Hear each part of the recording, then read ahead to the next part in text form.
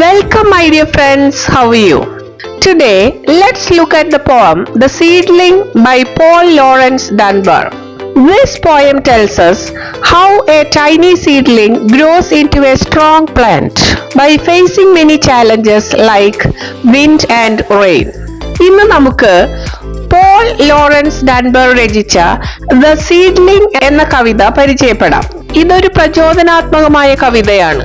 ചെറിയ വിത്ത് കാറ്റും മഴയും പോലെയുള്ള വെല്ലുവിളികളെ നേരിട്ടുകൊണ്ട് വളർന്ന് ശക്തമായൊരു ചെടിയാകുന്നത് പോലെ ജീവിതത്തിൽ നമുക്ക് നേരിടേണ്ടി വരുന്ന ബുദ്ധിമുട്ടുകൾ നമ്മെ ശക്തരാക്കാനും മുന്നോട്ടു പോകുവാനും സഹായിക്കുന്നുവെന്ന് ഈ കവിത നമ്മെ ബോധവാന്മാരാക്കുന്നു. My dear children, before we go to the poem, there is a section called Let's Read and Enjoy. This section helps us to think about problems positively and teaches us how to stay motivated even when we face challenges in life. ജീവിതത്തിലെ പ്രശ്നങ്ങളും വെല്ലുവിളികളും ആത്മവിശ്വാസത്തോടെയും ധൈര്യത്തോടെയും നാം നേരിടേണ്ടതുണ്ട്. ഉത്സാഹത്തോടെയും പ്രതീക്ഷയോടെയും നാം മുന്നോട്ടുപോയി ജീവിത വിജയം കൈവരിക്കേണ്ടതുണ്ട്. Now, let's read these lines and understand them clearly. Problems should be seen as opportunities. We should not be afraid of problems. We should see them as chances to learn, improve and grow. പ്രശ്നങ്ങളെ ഭയപ്പെടാതെ അവ പഠിക്കാൻ, മുന്നോട്ടു പോകാൻ, വളരാൻ ഉള്ള അവസരങ്ങളായി കാണണം. We should be solution providers who transform the world. We should try to find solution to problems and bring positive changes to the world.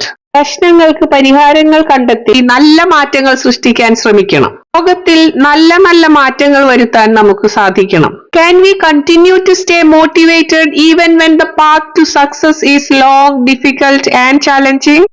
This question asks if we can keep our motivation even when achieving success takes time and involves many difficulties. വിജയത്തിലേക്കുള്ള വഴി നീണ്ടതും ബുദ്ധിമുട്ടുകളാൽ നിറഞ്ഞതുമായിരിക്കുമ്പോഴും നമുക്ക് പ്രചോദിതരായി തുടരാൻ കഴിയുമോ എന്നതാണ് ഈ ചോദ്യത്തിലൂടെ വ്യക്തമാക്കുന്നത്. The seedling shows how nature can inspire us to persevere in the face of adversity. The small plant teaches us how nature motivates us to keep trying even during hard times. പ്രതിബന്ധങ്ങൾ നേരിടുമ്പോഴും എങ്ങനെ ആത്മവിശ്വാസത്തോടുകൂടി മുന്നോട്ടു പോകാം എന്നുള്ള പാഠം ഈ ചെടിയിലൂടെ പ്രകൃതി നമ്മെ പഠിപ്പിച്ചു തരുന്നു. My dear friends, let's move on to the poem The Seedling by Paul Laurence Dunbar. Now I'll read the stanza first. As a quiet little seedling lay within its darksome bed, to itself it fell a talking, and this is what it said. Let's try to enjoy the poem and understand each line. നമുക്ക് ഓരോ വരിയും മനസ്സിലാക്കിക്കൊണ്ട് കവിത ആസ്വദിക്കാം. As a quiet little seedling, ഒരു നിശബ്ദമായ ചെറുവിത്ത് പോലെ. ഒരു ചെറുവിത്ത് വളരെ നിശബ്ദമാണെന്നാണ് കവി പറയുന്നത്. Lay within its bed, അത് അതിന്റെ കിടക്കയായ ഇരുണ്ട മണ്ണിനുള്ളിൽ കിടക്കുകയായിരുന്നു. അതായത് ആ വിത്ത് അതിന്റെ കിടക്ക പോലെയുള്ള മണ്ണിനുള്ളിൽ വിശ്രമിച്ചുകൊണ്ടിരുന്നു എന്നാണ് ഈ വരിയിലൂടെ വ്യക്തമാക്കുന്നത്. To itself it fell a talking means the seedling felt like it was talking to itself in its mind. തന്നോട് തന്നെ മനസ്സിൽ സംസാരിക്കുന്നത് പോലെ അതിന് അനുഭവപ്പെട്ടിരുന്നു. A small quiet seedling lay in the dark soil and started talking to itself, preparing for its life journey. മുളവന്ന ചെറിയ വിത്ത് ഇരുണ്ട മണ്ണിൽ ശാന്തമായി കിടന്നു ജീവിതയാത്രയ്ക്കായി ഒരുങ്ങിക്കൊണ്ട് തന്നോട് തന്നെ സംസാരിക്കുകയാണ്. The seedlings, though small and in darkness, began to think about its future and its purpose in life. And this is what it said. അത് പറഞ്ഞത് ഇതാണ്. വിത്ത് എന്താണ് പറഞ്ഞതെന്ന് നമുക്ക് അടുത്ത സ്റ്റാൻസയിൽ കാണാം. So, let's move on to the next stanza. I'm not so very robust, but I will do the best I can. Now the poem tells us what the seedling said to itself. അത് തന്നോട് പറഞ്ഞിരുന്നത് ഇതായിരുന്നു. I'm not very strong, but I will do the best I can. The seedling says that even though it is not strong, it will try its best. ഇവിടെ വിത്ത് പറയുന്നത് എനിക്കത്ര ശക്തിയില്ലെങ്കിലും എനിക്ക് കഴിയുന്നത്ര മികച്ചത് ഞാൻ ചെയ്യും എന്നാണ്. ഇത് പ്രയത്നപൂർവമായ പ്രവർത്തനത്തിന്റെ പ്രതീകമാണ്. And the seedling, from that moment, its work of life began. The seedling started its journey of life and growth from that moment. മുള വന്നതോടെ അതിന്റെ ജീവിതത്തിന്റെയും വളർച്ചയുടെയും യാത്ര അവിടെ തുടങ്ങുകയായി. What is your understanding of this stanza? The seedling says, it is not strong but will do its best. And from that moment, it started its journey of growth. ഞാൻ അത്ര ശക്തനല്ല, എങ്കിലും എനിക്ക് ചെയ്യാവുന്നതിന്റെ പരമാവധി മികച്ചത് ഞാൻ ചെയ്യും എന്നാണ് മുള വന്ന വിത്ത് പറയുന്നത്. അതിനുശേഷം അത് വളരാൻ തുടങ്ങി. The seedling decided to try its best despite its weakness and began its life's work with hope. Alright, let's see the next stanza now.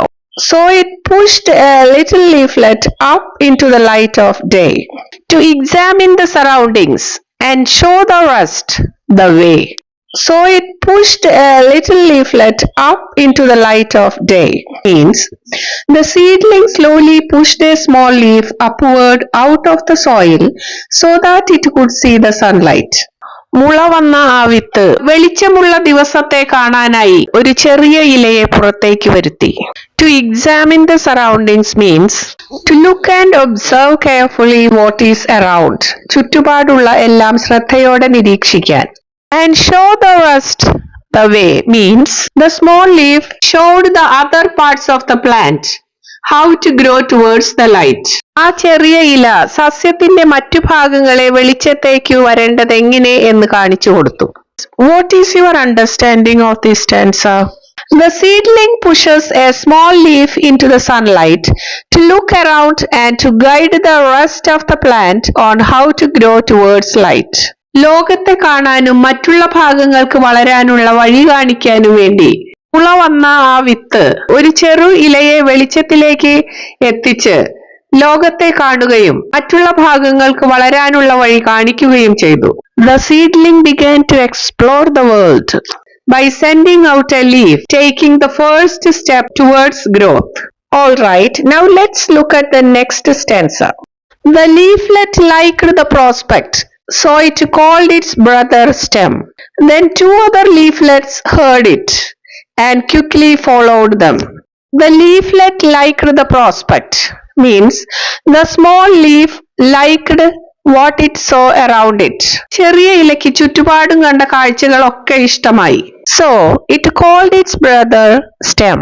So the leaflet called its brother, which is the stem, to come up too.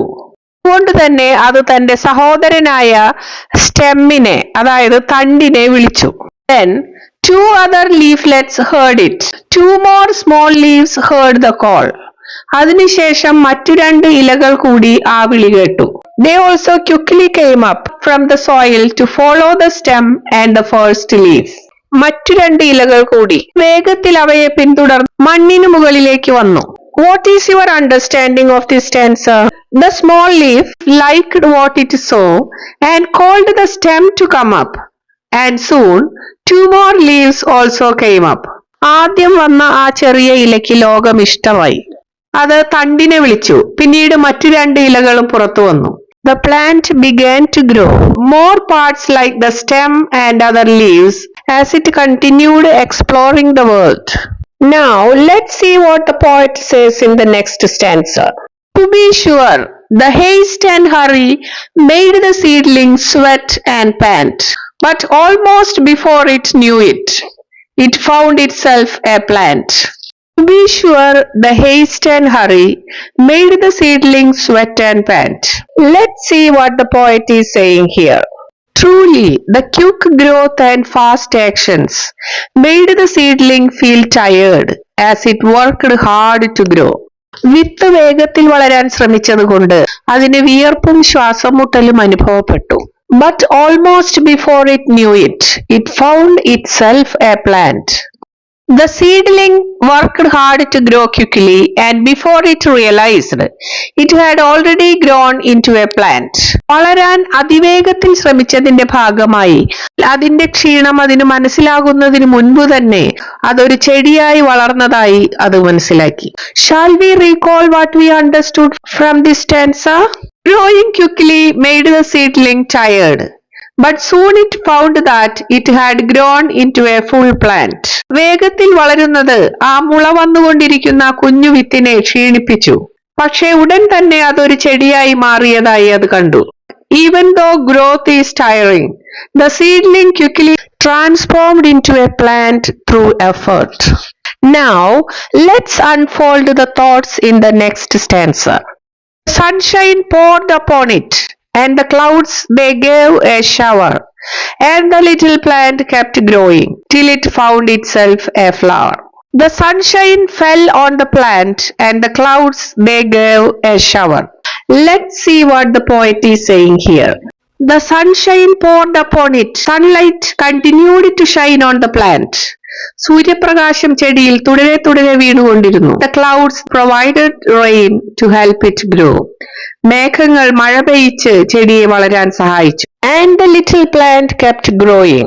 The small plant continued its growth without stopping. ആ ചെറുചെടി തുടരെ തുടരെ വളരുകയായിരുന്നു. Till it found itself a flower. Finally the plant produced a flower. വളർന്നു വളർന്ന് അതിൽ പുഷ്പമുണ്ടായത് അത് കണ്ടു. Now let's quickly recap this stanza. Sunlight and rain helped the plant to grow continuously until it produced a beautiful flower. പ്രകാശവും മഴയും ചെടിയെ വളരാൻ സഹായിച്ചു. ചെടി വളർന്നു വളർന്ന് അതിൽ പൂവിരിഞ്ഞു. Nourished by nature, the plant fulfilled its journey and blossomed. പ്രകൃതിയുടെ പോഷണത്തോടെ ചെടി വളർന്നു വളർന്നു വന്ന് പിന്നെ പൂവിട്ടു. Let's see what the poet says in the next stanza. Little fox, be like the seedling. Always do the best you can. Every child must share life's labor, just as well as every man. Little fox, be like the seedling. Always do the best you can. The poet says, children, you should try to be like the seedling. പ്രിയ കുട്ടികളെ, നിങ്ങൾ ഏത് കാര്യം ചെയ്യുമ്പോഴും അത് ഏറ്റവും മികച്ചതാക്കാൻ ശ്രമിക്കണം. Every child must share life's labor, just as well as every man. Every child should be ready to take part in the hard work of life. ജീവിതത്തിലെ കഷ്ടപ്പാടുകളെ, യാതനകളെ ഒക്കെ നേരിടാൻ ഓരോ കുട്ടിയും ധൈര്യസമേതം തയ്യാറാവേണ്ടതുണ്ട്. Just like grown-up people, children too should work hard in life. പ്രായപൂർത്തിയായ ആളുകളെ പോലെ തന്നെ കുട്ടികളും അവർക്ക് കഴിയുന്ന രീതിയിൽ അധ്വാനിക്കേണ്ടതുണ്ട്. What advice is the poet giving in this stanza? The poet tells children to be like the seedling, to always try their best, and to be ready to work hard in life like adults. മുള വന്ന് വളരാൻ ശ്രമിച്ചുകൊണ്ടിരിക്കുന്ന ഈ കുഞ്ഞു ചെടിയെ പോലെ കുട്ടികൾ നല്ലത് ചെയ്യാൻ ശ്രമിക്കുകയും വലിയവരുടെ പോലെ തന്നെ ജീവിതത്തിൽ കർത്തവ്യം നിർവഹിക്കാൻ തയ്യാറാകുകയും വേണമെന്നാണ് കവി ഈ വരികളിലൂടെ ഉപദേശിക്കുന്നത്. Children should learn to work hard and do their best to grow and succeed in life. Now let's move on to the final stanza of this poem. And the sun and showers will help you through the lonesome struggling hours, till you raise to light and beauty virtue's fair unfading flowers. And the sun and showers will help you through the lonesome struggling hours. The poet says that just as nature helps a seedling during its hard times, we also get help from nature while facing struggles and loneliness in our lives. This help gives us strength to continue our efforts. വിത്തിനെ പോലെ നമ്മളും പ്രയാസങ്ങളും ഒറ്റപ്പെടലുകളും അനുഭവിക്കുന്ന സമയങ്ങളിൽ പ്രകൃതിയിൽ നിന്നുള്ള സഹായം നമ്മെ ശക്തരാക്കും, മുന്നോട്ടു പോകാൻ പ്രചോദനം നൽകും. Till you rise to light and beauty, virtue's fair unfading flowers. The poet says that with nature's support, we will continue to grow despite difficulties and will eventually reach brightness and beauty in life. We will develop good qualities that remain with us like flowers that do not fade. പ്രകൃതിയുടെ സഹായത്തോടെ നമ്മൾ വളർന്ന് പ്രയാസങ്ങളെ മറികടന്ന് ഒരു ദിവസം പ്രകാശത്തിലേക്കും സൗന്ദര്യത്തിലേക്കും എത്തുകയും നിത്യമായി നിലനിൽക്കുന്ന നല്ല ഗുണങ്ങളുള്ളവരായി മാറുകയും ചെയ്യും എന്നാണ് കവി ഇവിടെ വ്യക്തമാക്കുന്നത്. What did you understand from this stanza? In the last stanza, the poet tells us that nature will help you during difficult times and you will grow into a good person who spreads beauty and goodness like flowers. നന്മയും സൗന്ദര്യവും സഹാനുഭൂതിയും ഒക്കെയുള്ള വ്യക്തികളായി വളരുന്നതുവരെ ബുദ്ധിമുട്ടുമുള്ള സമയങ്ങളിലൊക്കെ പ്രകൃതി നിങ്ങളെയും സഹായിക്കും. ഈ സഹായം ലഭിച്ചുകൊണ്ട് നമുക്ക് പ്രകാശത്തിലേക്കും സൗന്ദര്യത്തിലേക്കും വളർന്ന് നിത്യമായി നിലനിൽക്കുന്ന നല്ല ഗുണങ്ങൾ ഉള്ളവരായി മാറാനാകും, നശിക്കാത്ത മനോഹരമായ പുഷ്പങ്ങളെ പോലെ. അങ്ങനെ നിങ്ങൾ സൗന്ദര്യവും നന്മയും സഹാനുഭൂതിയും ഒക്കെയുള്ള വ്യക്തികളായി മാറും എന്നാണ് ഈ കവിതയിലൂടെ കവി വ്യക്തമാക്കുന്നത്. The poet encourages us to always try our best with hope and patience, trusting that we will grow into a beautiful and good person in life. And we will develop good qualities that will remain with us like beautiful unfading flowers. നന്മയോടും ആത്മവിശ്വാസത്തോടും ക്ഷമയോടും കൂടി മികച്ചതായി മാറുവാനുള്ള ശ്രമം നടത്താൻ കവി നമ്മെ പ്രേരിപ്പിക്കുന്നു. The poem Seedling teaches us that just like a tiny seedling faces darkness, rain and storms to grow and blossom, we too should face challenges bravely to grow and succeed in life. ഈ കവിതയിൽ പരാമർശിച്ചിട്ടുള്ള മുളവന്ന ഒരു ചെറിയ വിത്ത് അത് വളർന്നൊരു ചെടിയായി വരുന്നതുവരെ അനുഭവിക്കേണ്ടി വന്ന ഇരുട്ടും കാറ്റും മഴയും നേരിട്ട് വളർന്ന് വലുതായി പുഷ്പിക്കുകയാണ് ഉണ്ടായത്. അതുപോലെ തന്നെ നമ്മളും എല്ലാ വെല്ലുവിളികളെയും നേരിട്ടുകൊണ്ട് ജീവിതത്തിൽ വളരെ ധൈര്യസമേതം മുന്നേറി ജീവിത വിജയം നേടണമെന്നാണ് ഈ കവിതയിലൂടെ ആഹ്വാനം ചെയ്യുന്നത്. If we do our best with patience and hope, we will grow into good and strong individuals, spreading goodness and beauty in the world. ക്ഷമയോടെയും പ്രതീക്ഷയോടെയും ഏതൊരു കാര്യവും മികച്ച രീതിയിൽ നമ്മൾ ചെയ്യാൻ ശ്രമിച്ചാൽ ഒരു തർക്കവുമില്ല, നമ്മൾ കരുത്തുള്ള വ്യക്തികളായി മാറും.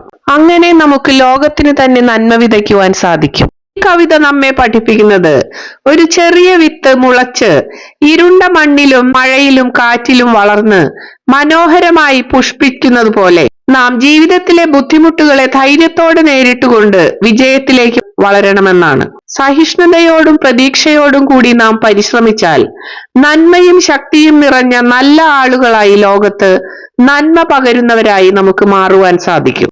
Now let me introduce you to the poet Paul Laurence Dunbar, who wrote this beautiful poem. Paul Laurence Dunbar was born in 1872. Paul Lawrence Dunbar 1872 ജനിച്ചത്. He was an American poet, novelist and short story writer. അദ്ദേഹം ഒരു American കവിയും നോവലിസ്റ്റും ചെറുകഥാകൃത്തുമായിരുന്നു.